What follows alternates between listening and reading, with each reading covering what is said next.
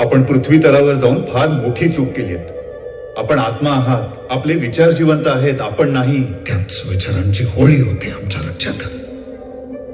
आता हे सगळं कसं थांबवायचं यावर तुम्हीच उपाय सांगू शकता. तेव्हा त्यासाठी आम्हास आपले प्राण परत द्यावे लागतील. मग त्या इतकं सोपं नाहीये ते शिवबा. आम्ही आपणास आपले प्राण पुन्हा दिले आणि पृथ्वी तलावर जर आपला मृत्यू झाला तर आपला आत्मा पुन्हा स्वर्गलोकी आणणे आम्हास शक्य होणार नाही. पृथ्वी तलावर भटकत राहील आपला आत्मा कायमचाच.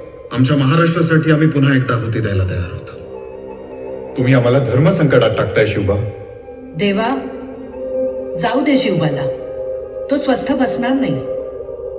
जिजाऊ, परिणामांची कल्पना आपणास नाही. प्रश्न जेव्हा महाराष्ट्राच्या अस्मितेचा येतो, मराठी माणसाचा येतो, तेव्हा परिणामांची चिंता कधी केली आहे शिवबानं? त्याला जाऊ दे देवा. ठीक आहे, पण आपलं कार्य संपेपर्यंतच. ते संपताच आम्ही स्वतः येऊ तुम्हाला परत घेऊन येण्यासाठी.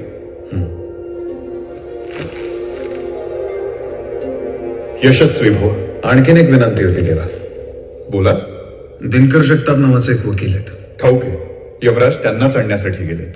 नाही देवा, त्यांना काही होता कामा नये, कारण आम्हाला खाली त्यांची नितांत गरज आहे. आपण पुन्हा आम्हा संकटात आणताय शिवबा. आमचं राज्य संकटात आहे देवा.